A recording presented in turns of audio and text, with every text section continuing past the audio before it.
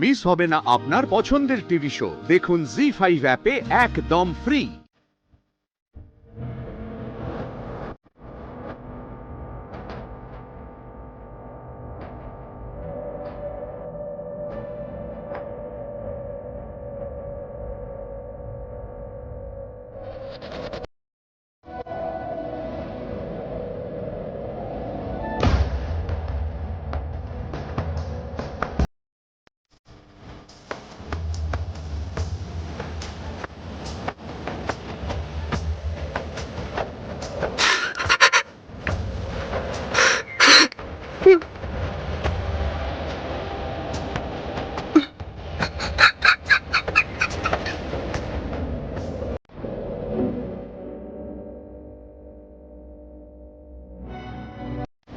আজ থেকে আমার আর আপনার পথ আলাদা হয়ে গেল শ্যামলী।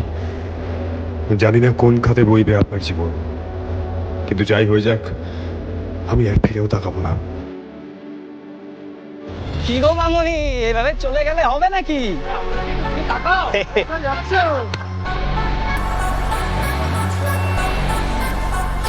এই মামুনি, কোথায় যাচ্ছ? কি হয়েছে?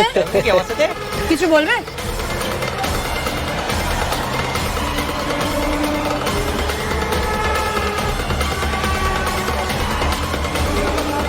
তোমাকে অনেক ধন্যবাদ দিদি।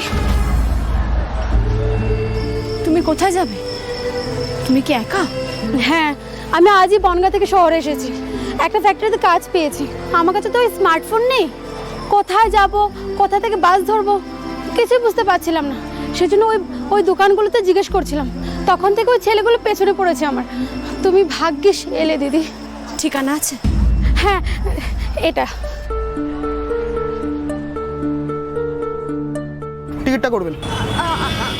আমার কাছে তো টাকা নেই দাদা।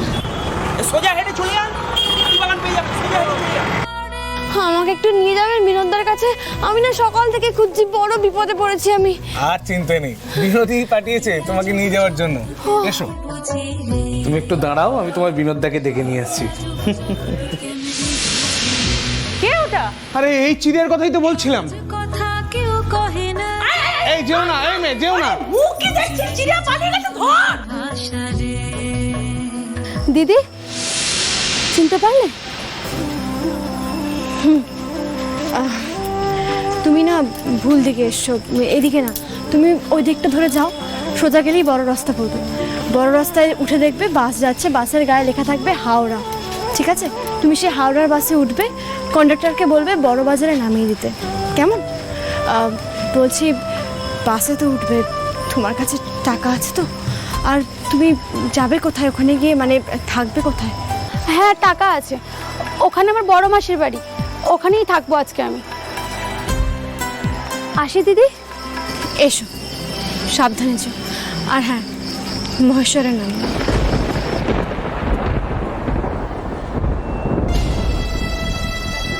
এই কলকাতা শহরটা তোর জন্য নয়, কিন্তু এই শহর তোকে অনেক কিছু শিখিয়ে দিল রে শ্যামলী। তোর ভয়টা কেমন কাটিয়ে দিল।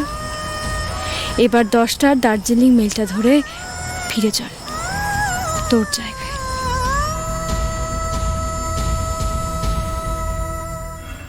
জি5 ডাউনলোড করুন আর সব এপিসোড দেখুন একদম ফ্রি।